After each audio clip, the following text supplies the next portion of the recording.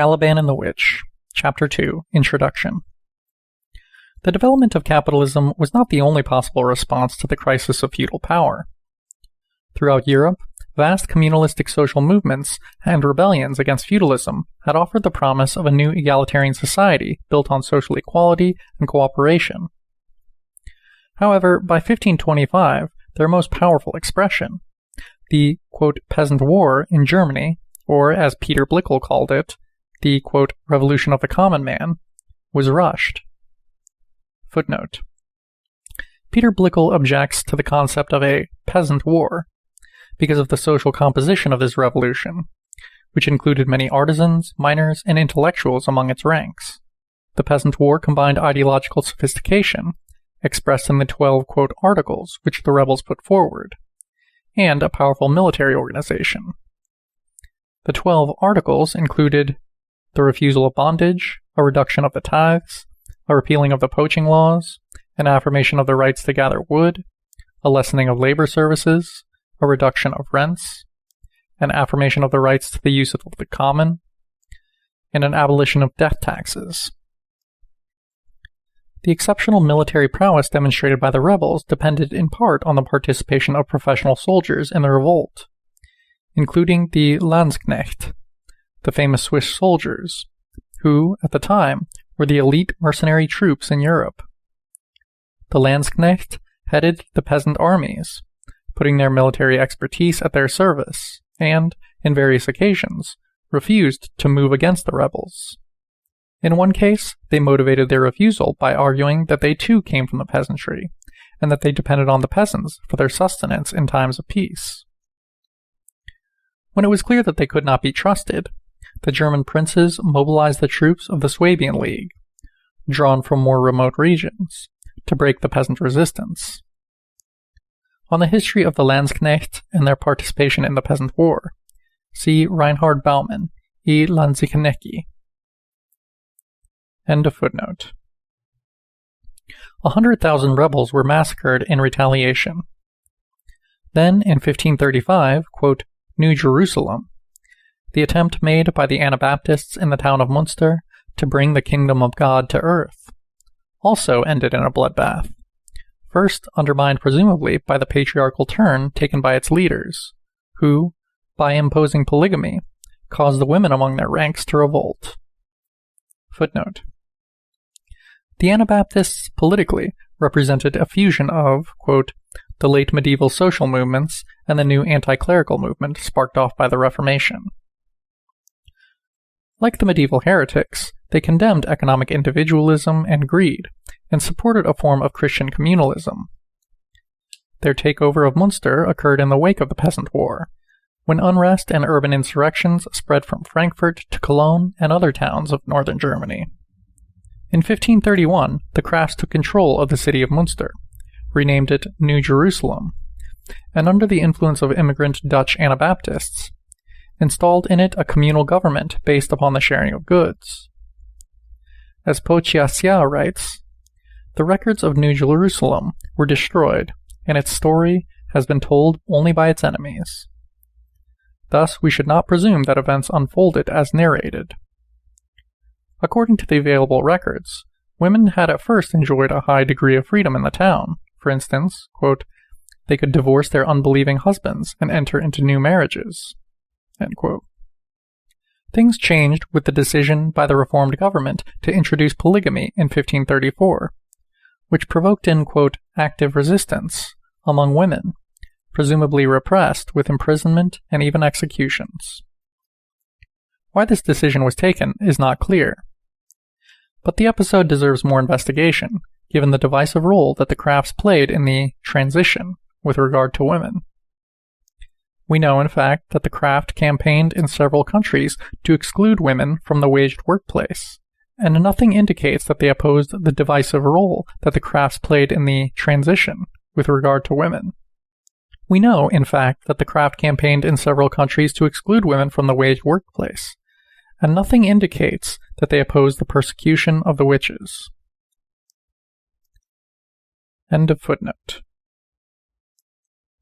With these defeats, compounded by the spreads of hunts and the effects of colonial expansion, the revolutionary process in Europe came to an end. Military might was not sufficient, however, to avert the crisis of feudalism. By the late Middle Ages, the feudal economy was doomed, faced with an accumulation crisis that stretched for more than a century. We deduce its dimension from some basic estimates, indicating that between 1350 and 1500, a major shift occurred in the power relations between workers and masters. The real wage increased by 100%. Prices declined by 33%. Rents also declined. The length of the working day decreased. A tendency appeared towards local self-sufficiency. Footnote. For the rise of the real wage and the fall of prices in England, see North and Thomas. For Florentine wages, see Carlo M. Cipolla. For the fall in the value of output in England, see R. H. Britnell. On the stagnation of agricultural production in a number of European countries, see B. H. Schleicher van Bath. Rodney Hilton argues that this period saw, quote, a contraction of the rural and industrial economies, probably felt in the first place by the ruling class. Seigneurial revenues and industrial and commercial profits began to fall. Revolts in the towns disorganized industrial production, and revolt in the countryside strengthened peasant resistance to the payment of rent. Rent and profits thus dropped even further. End of quote and end of footnote. Evidence of a chronic disaccumulation trend in this period is also found in the pessimism of the contemporary merchants and landowners, and the measures which the European states adopted to protect rackets, suppress competition, and force people to work at the conditions imposed. As the entries in the registers of the feudal manors recorded, quote, the work was not worth the breakfast, end quote. The feudal economy could not reproduce itself, nor could a capitalist society have evolved from it. For self-sufficiency and the new high-wage regime allowed for the, quote, wealth of the people, but, quote, excluded the possibility of a capitalistic wealth. It was in response to this crisis that the European ruling class launched the global offensive that in the course of at least 3 centuries was to change the history of the planet, laying the foundations of a capitalist world system, in the relentless attempt to appropriate new sources of wealth, expand its economic basis, and bring new workers under its command.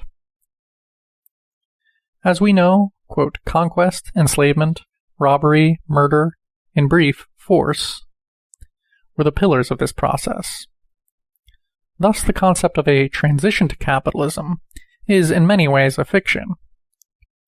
British historians in the 1940s and 50s used it to define a period, roughly 1450 to 1650, in which feudalism in Europe was breaking down, while no new social economic system was yet in place, though the elements of a capitalist society were taking shape. Footnote. On Maurice Daub and the debate on the transition to capitalism, see Harvey J. Kay, the British Marxist historians. End footnote.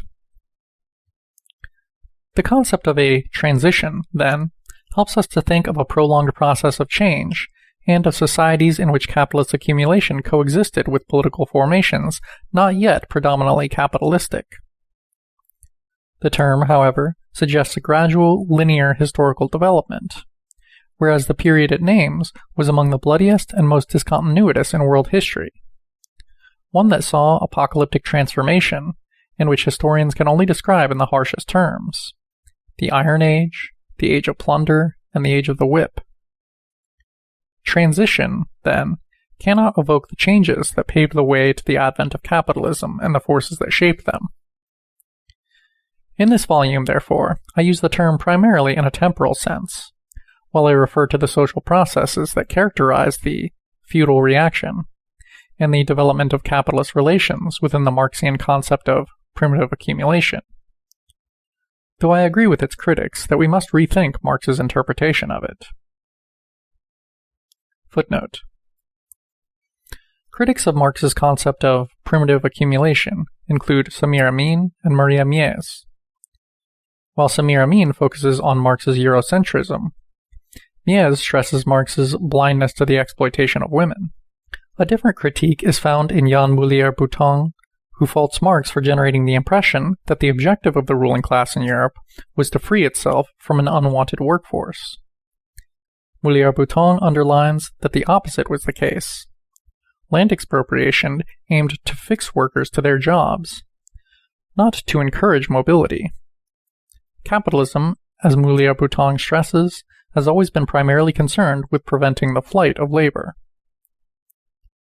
End of footnote.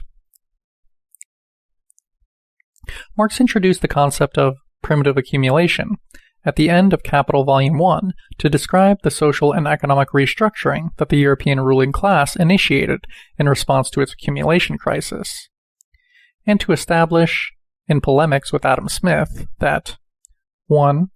Capitalism could not have developed without a prior concentration of capital and labor, and that 2. The divorcing of the workers from the means of production, not the abstinence of the rich, is the source of the capitalist wealth. Footnote. As Michael Perelman points out, the term primitive accumulation was actually coined by Adam Smith and rejected by Marx because of its ahistorical character in Smith's usage. Quote, to underscore his distance from Smith, Marx prefixed the pejorative, quote, so-called, to the title of the final part of the first volume of Capital, which he devoted to the study of primitive accumulation. Marx, in essence, dismissed Smith's mythical previous accumulation in order to call attention to the actual historical experience. End of footnote. Primitive accumulation, then, is a useful concept, for it connects the feudal reaction with the development of a capitalist economy, and it identifies the historical and logical conditions for the development of the capitalist system, quote, primitive or originary, indicating a precondition for the existence of capitalist relations as much as a specific event in time. Footnote. On the relation between the historical and logical dimension of primitive accumulation and its implications for political movements today, see Massimo de Angelis, Marx and Primitive Accumulation, the Continuous Character of Capital Enclosures. End of footnote. Marx, however, analyzed primitive accumulation almost exclusively from the viewpoint of the waged industrial proletariat, the protagonist, in his view, of the revolutionary process of his time, and the foundation for the future communist society.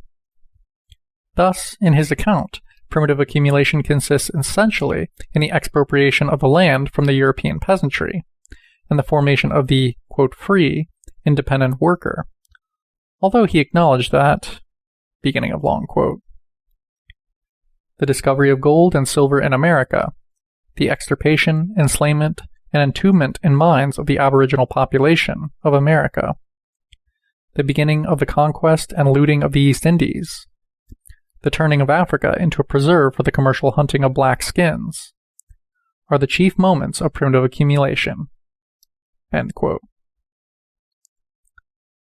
Marx also recognized that, quote, a great deal of capital, which today appears in the United States without any certificate of birth, was yesterday in England and the capitalized blood of children. End quote. By contrast, we do not find in his work any mention of the profound transformations that capitalism introduced in the reproduction of labor power and the social position of women. Nor does Marx's analysis of primitive accumulation mention the, quote, great witch hunt of the 16th and 17th centuries, although this state-sponsored terror campaign was central to the defeat of the European peasantry, facilitating its expulsion from the lands it once held in common. In this chapter and those that follow, I discuss these developments, especially with reference to Europe, arguing that 1. The expropriation of European workers from their means of subsistence, and the enslavement of Native Americans and Africans to the mines and plantations of the New World, were not the only means by which a world proletariat was formed and accumulated. 2. This process required the transformation of the body into a work machine, and the subjugation of women to the reproduction of the workforce. Most of all, it required the destruction of the power of women, which, in Europe as in America, was achieved through the extermination of the, quote, witches. 3. Primitive accumulation, then, was not simply an accumulation and concentration of exploitable workers and capital. It was also an accumulation of differences and divisions within the working class, whereby hierarchies built upon gender, as well as, quote, race and age, became constitutive of class rule and the formation of the modern proletariat.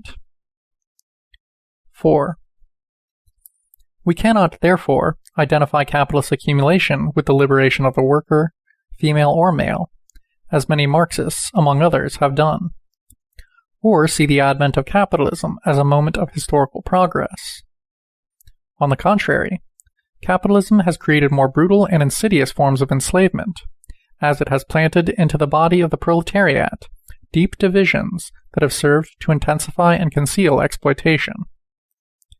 It is in great part because of these imposed divisions, especially those between women and men, that capitalist accumulation continues to devastate life in every corner of the planet. End section.